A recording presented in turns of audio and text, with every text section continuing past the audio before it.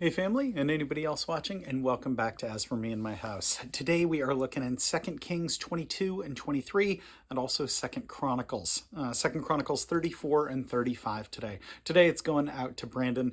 And if you remember, we were looking last time at Nineveh and the judgment that God brought against Nineveh. Now this is obviously after Jonah. This is sometime later. Nineveh repented, but then still later continued on in their evil ways. Today, we are going to be looking at Josiah's reign, and then we'll look really briefly at Jehoahaz. But Josiah is a really interesting character, covered here both in 2 Kings and 2 Chronicles, as so many other kings were. But man, his reforms are really interesting. And yet, he died in battle. So it's kind of interesting. And we'll talk about why that is. I mean, if he was so good, why'd he die? Well, we'll talk about that. So 2 Kings 22 and 23, 2 Chronicles 34 and 35. So starting out again, 2 Kings 22. Josiah was 8 years old when he became king, and he reigned in Jerusalem 31 years. His mother's name was Jedidiah, daughter of Adnah. She was from Bozkath. He did what was right in the eyes of the Lord, and walked in all the ways of his father David, not turning aside to the right or to the left. In the 18th year of his reign, King Josiah sent the secretary, Shaphan, son of Azaliah, the son of Meshullam, to the temple of the Lord. He said, "Go up to Hilkiah, the high priest, and have him get ready the money that has been brought into the temple of the Lord, which the doorkeepers have collected from the people. Have them entrust it to the men appointed to supervise the work on the temple, and have these men pay the workers who repair the temple of the Lord, the carpenters, the builders, and the masons. Also, have them purchase timber and dress stone to repair the temple, but they need not account for the money entrusted to them, because they're acting faithfully." Hilkiah the priest said to Shaphan the secretary, "I've found the book of the law in the temple of the Lord." He gave it to Shaphan, who read it. Then Shaphan the secretary went to the king and reported to him, "Your officials have paid out the money that was in the temple of the Lord, and have entrusted it to the workers and supervisors at the temple." Then Shaphan the secretary informed the king, "Hilkiah the priest has given me a book." And Shaphan read from it in the presence of the king. When the king heard the words of the book of the law, he tore his robes, and he gave these orders to Hilkiah the priest, Ahikam son of Shaphan, Achbor son of Micaiah, Shaphan the secretary, and Asaiah the king's attendant. "Go and inquire of the Lord for me, and for the people, and for all of Judah, about what is written in this book that has been found. Great is the Lord's anger that burns against us, because our fathers have not obeyed the words of this book. They have not acted in accordance with all that is written in there concerning us." Hilkiah the priest, Ahikam, Achbor, Shaphan, and Asaiah went to speak to the prophetess Huldah, who was the wife of Shallum, son of Tikvah, the son of Harhas, keeper of the wardrobe. She lived in Jerusalem, in the 2nd district. She said to him, "This is what the Lord, the God of Israel, says. Tell the man who sent you to me, this is what the Lord says. I am going to bring disaster on this place and its people, according to everything written in the book of the king of Judah has read, because they have forsaken me and burned incense to other gods and provoked me to anger by all the idols their hands have made. My anger will burn against this place and will not be quenched. Tell the king of Judah, who sent you to inquire of the Lord, this is what the Lord, the God of Israel, says concerning the words you have heard. Because your heart was responsive, and you humbled yourself before the Lord when you heard what I have spoken against this place and its people, that they would become accursed and laid waste, and because you tore your robes and wept in my presence, I have heard you, declares the Lord. Therefore I will gather you to your fathers, and you will be buried in peace. Your eyes will not see all the disaster I am going to bring on this place." So they took her answer back to the king. Chapter 23. Then the king called together all the elders of Judah and Jerusalem. He went up to the temple of the Lord with the men of Judah, the people of Jerusalem, the priests and the prophets, and all the people, from the least to the greatest. He read in their hearing all the words of the book of the covenant which had been found in the temple of the Lord. The king stood by the pillar and renewed the covenant in the presence of the Lord, to follow the Lord, and to keep his commands, regulations, and decrees with all his heart and with all his soul, thus confirming the words of the covenant written in this book. Then all the people pledged themselves to the covenant.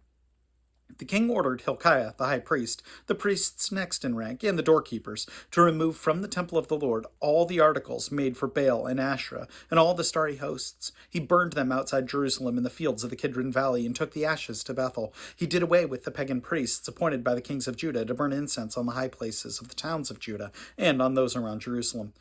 those who burned incense to Baal, to the sun and to the moon, to the stellations, and to all the starry hosts, he took the Asherah pole from the temple of the Lord to the Kidron Valley outside Jerusalem and burned it there. He ground it to powder and scattered the dust over all the graves of the common people.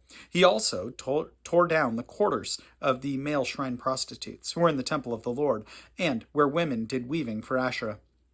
Josiah brought all the priests from the town of Judah and desecrated the high places from Geba to Beersheba, where the priests had burned incense. He broke down the shrines at the gates, at the entrance to the gate of Joshua, the city governor, which is on the left of the city gate.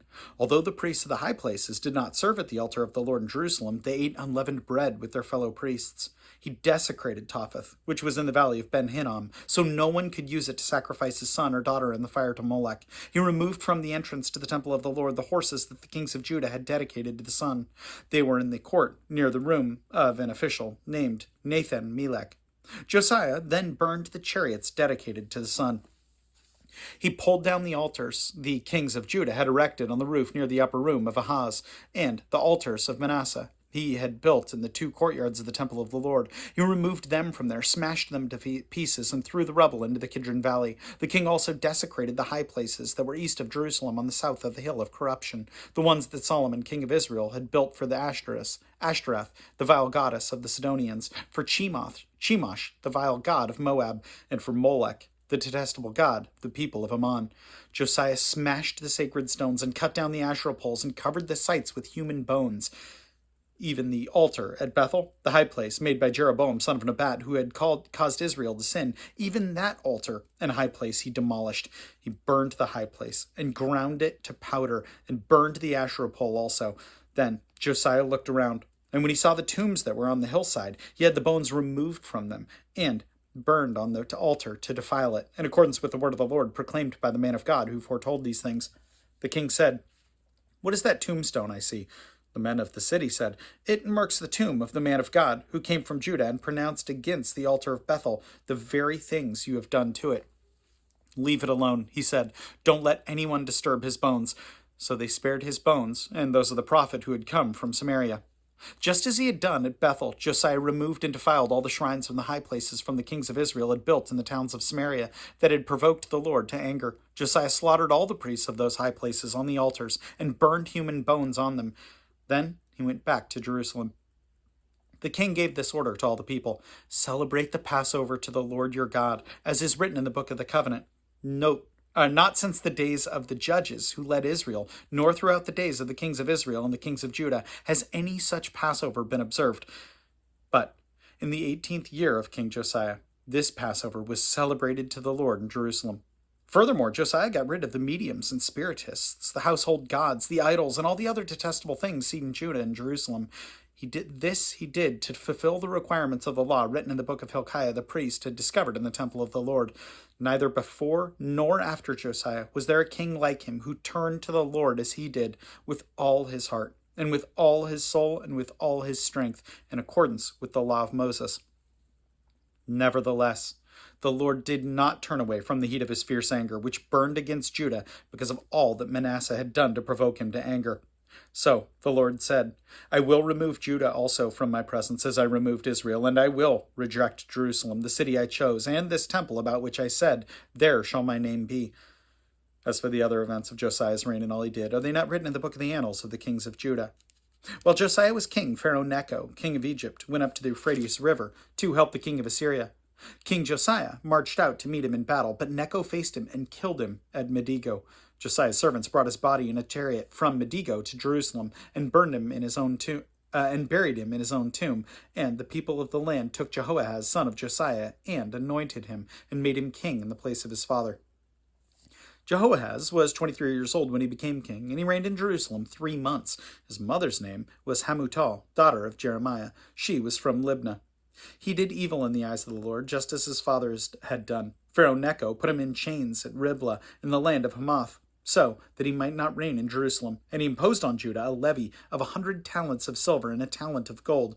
Pharaoh Necho made Eliakim, son of Josiah, king in his place of his father Josiah, and changed Eliakim's name to Jehoiakim.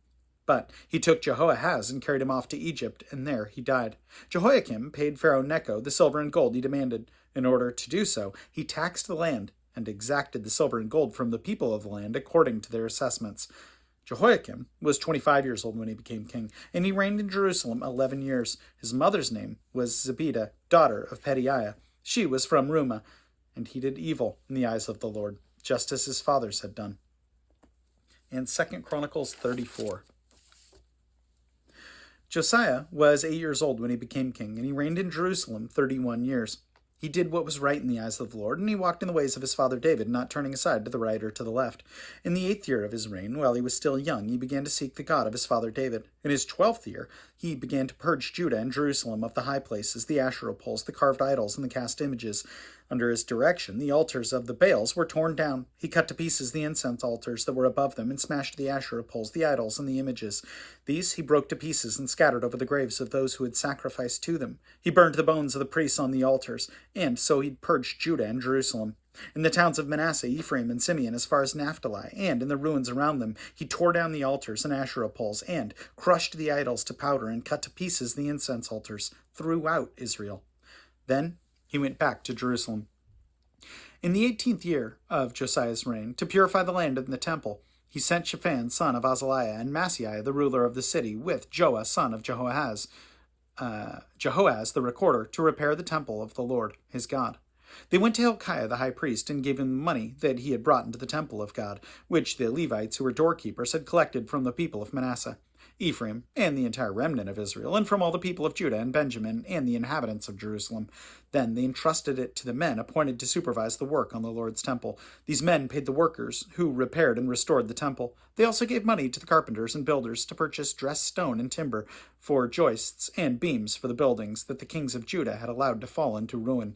The men did the work faithfully. Over them, to direct them, were Jahath and Obadiah, Levites descended from Merari, and Zechariah and Meshullam descended from Kohath. The Levites, all who were skilled in playing musical instruments, had charge of the labors and supervised all the workers from job to job. Some of the Levites were secretaries, scribes, and doorkeepers.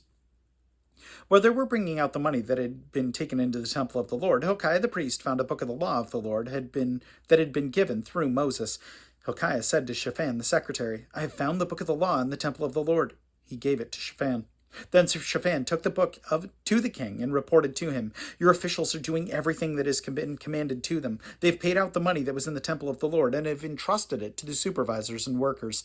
Then Shaphan the secretary informed the king, "Hilkiah the priest has given me a book." And Shaphan read from it in the presence of the king. When the king heard the words of of the law, he tore his robes. He gave these orders to Hilkiah, Ahikam, son of Shaphan, Abdon, son of Micah, Shaphan, the secretary, and Asaiah, the king's attendant. "Go and inquire of the Lord for me, and for the remnant of Israel, and in Judah, about what is written in the book that has been found. Great is the Lord's anger that is poured out on us, because our fathers have not kept the word of the Lord. They have not acted in accordance with what is written in this book." Hilkiah and those the king had sent with him went to speak to the prophetess Huldah, who was the wife of Shallum, son of Tokhath, the son of Hazarah, keeper of the wardrobe. She lived in Jerusalem in the 2nd district. She said to them, "This is what the Lord, the God of Israel, says. Tell the man who sent you to me, this is what the Lord says. I'm going to bring disaster on this place and its people, all the curses written in the book that has been read in the presence of the king of Judah, because they have forsaken me and burned incense to other gods and provoked me to anger by all that their hands have made. My anger will be poured out on this place and will not be quenched. Tell the king of Judah, who sent you to inquire of the Lord, this is what the Lord, the God of Israel, says concerning the words you have heard, because your heart was responsive and you humbled yourself before God when you heard what he spoke against this place and its people. And because you humbled yourself before me and have tore your robes and wept in my presence, I have heard you, declares the Lord. Now I will gather you to your fathers, and you will be buried in peace. Your eyes will not see the disaster I am going to bring on this place and on those who live here." So they took her answer back to the king. Then the king called together all the elders of Judah and Jerusalem. He went up to the temple of the Lord with the men of Judah, the people of Jerusalem, the priests and the Levites, all the people from the least to the greatest. He read in their hearing all the words of the book of the covenant which has been found in the temple of the Lord. The king stood by the pillar and renewed the covenant in the presence of the Lord to follow the Lord and keep his commands, regulations, and decrees with all his heart and with all his soul, and to obey the words of the covenant written in this book. Then he had everyone in Jerusalem and Benjamin pledge themselves to it. The people of Jerusalem did this in accordance with the covenant of God, the God of their fathers. Josiah removed all the detestable idols from all the territory belonging to the Israelites, and he had all who were present in Israel serve the Lord their God. As long as he lived, they did not fail to follow the Lord, the God of their fathers. Chapter 35. Josiah celebrated the Passover to the Lord in Jerusalem, and the Passover lamb was slaughtered on the 14th day of the first month. He appointed the priests to their duties and encouraged them and the servants of the Lord's temple. He said to the Levites who instructed all Israel, and who had been consecrated to the Lord, "Put the sacred ark in the temple that Solomon, son of David, king of Israel, built. It is not to be carried out on your shoulders. Now, serve the Lord your God and his people Israel. Prepare yourselves by families in your divisions, according to the directions written by David, king of Israel, and his son Solomon. Stand in the holy place, with a group of Levites for each subdivision of the families of your fellow countrymen, the lay people. Slaughter the Passover lambs, consecrate yourselves, and prepare the lambs for your fellow countrymen, doing what the Lord has commanded through Moses." Josiah provided for all the lay people who were there a total of 30,000 sheep and goats for the Passover offerings, and also 3,000 cattle, all from the king's own possessions. His officials also contributed voluntarily to the people and to the priests and Levites. Hilkiah and Zechariah and Jehaleel, the administrators of God's temple, gave to the priests 2,600 Passover offerings and 300 cattle. Also, Conaniah, along with Shemaiah and Nethaneel, and his brothers, and Hashabiah, Jaleel, Jozabad, and the leaders of the Levites, provided 5,000 Passover offerings and 500 head of cattle for the Levites. The servants was arranged, and the priests stood in their places, with the Levites in their divisions, as the king had ordered. The Passover lambs were slaughtered, and the priests sprinkled the blood handed to them. While the Levites skinned the animals, they set aside the burnt offerings to give them to the subdivisions of the families of the people to offer to the Lord, as is written in the book of Moses. They did the same thing with the cattle. They roasted the Passover animal over the fire as prescribed, and boiled the holy offerings in pots, cauldrons, and pans, and served them quickly to all the people. After this, they made preparations for themselves and for the priests, because the priests, the descendants of Aaron, were sacrificing the burnt offerings and the fat portions until nightfall. So the Levites made preparations for themselves and for the Aaronic priests. The musicians, the descendants of Asaph, were in the places prescribed by David, Asaph, Heman, and Jeduthun, the king's seer. The gatekeepers in each gate did not need to leave their posts, because their fellow Levites made the preparations for them. So, at that time, the entire service of the Lord was carried out for the celebration of the Passover and for offering of burnt offerings on the altar of the Lord, as King Josiah had ordered. The Israelites who were present celebrated the Passover at that time and observed the Feast of Unleavened Bread for 7 days. The Passover had not been observed like this in Israel since the days of the prophet Samuel, and none of the kings of Israel had ever celebrated such a Passover as did Josiah with the priests, the Levites, and all Judah and Israel who were there with the people of Jerusalem. This Passover was celebrated in the 18th year of Josiah's reign. After all this, when Josiah had set the temple in order, Necho, king of Egypt, went up to fight at Carchemish on the Euphrates, and Josiah marched out to meet him in battle. But Necho sent messengers to him, saying, "What quarrel is there between you and me, O king of Judah? It is not you I am attacking at this time, but the house with which I am at war. God has told me to hurry, so stop opposing God who is with me, or he will destroy you." Josiah, however, would not turn away from him, but disguised himself to engage him in battle. He would not listen to what Necho had said at God's command, but went to fight him on the plain of Megiddo. Archers shot King Josiah, and he told his officers, "Take me away, I'm badly wounded." So they took him out of his chariot, put him in the other chariot that he had brought to Jerusalem, to where he died, where he was buried in the tombs of his father. He was buried in the tombs of his fathers, and all Judah and Jerusalem mourned for him. Jeremiah composed laments for Josiah, and to this day all the men and women singers commemorate Josiah in the laments. This became a tradition in Israel, and are written in the laments. The other events of Josiah's reign, and all his acts of devotion, according to what was written in the law of the Lord, are the events from beginning to end are written in the book of the kings of Israel and Judah. So I read this, and I've always had this question of, if Josiah was so good, why did he die in battle? So 23:25 in 2 Kings. 2 Kings 23:25, that kind of admits his goodness. "Neither before nor after Josiah was there a king like him who turned to the Lord as he did with all his heart and with all his soul and with all his strength, in accordance with the law of Moses." So if he was so good, why did God allow him to die? Why did he die in battle? 23:26, there is a note here. Yeah, so nevertheless, the Lord did not turn away from the heat of his fierce anger, which burned against Judah because of all that Manasseh had done to provoke him to anger.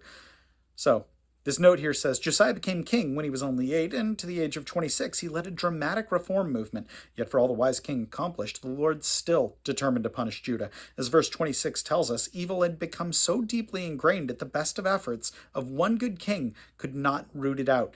In fact, as soon as Josiah died, Judah reverted to their previous form. I think that is so incredibly sad, but it makes sense. I mean, when we look at that, God says, because you tore your clothes, because you had this response in your heart. So Josiah was righteous. So why did he die? 2 Chronicles 35:22. Let me get there again. Chronicles 35:22. 22 says, Josiah, however, would not turn away from him, but disguised himself to engage him in battle. He would not listen to what Necho had said at God's command, but went to fight him on the plain of Megiddo. God had promised him that he would go down to his grave in peace. Yet we still see a bit of God's faithfulness here. So yes, we see Josiah is stubborn here and does not listen to what Necho says at God's command. I don't know if he didn't inquire of the Lord, if he was being too stubborn, but ultimately that was the reason why he passed. But I say that there's a bit of mercy in here from God too, because God did deliver him away from all the terribleness. I mean, he's been following the Lord for years at this point and has made all his people get rid of their idols and focus on the God of their forefathers, the one true God. He's done all this, and God delivered him from having to see his people and all these sacrifices and all these terrible things happening. I mean, we saw that destruction of the altars of Molech where people were sacrificing their sons and daughters. If Josiah had to watch all that, he would be absolutely broken in spirit and completely destroyed. But he was disobedient. So he did die in battle, being disobedient to what God wanted. God said that God said that through Necho, and yet so we see multiple things going on there. And I think that's something where we read all of this and we may forget that God may deliver in ways that we don't expect.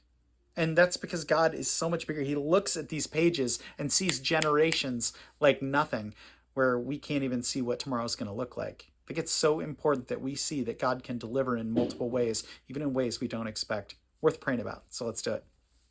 My God, I thank you for Brandon, and I just thank you for his heart, Lord.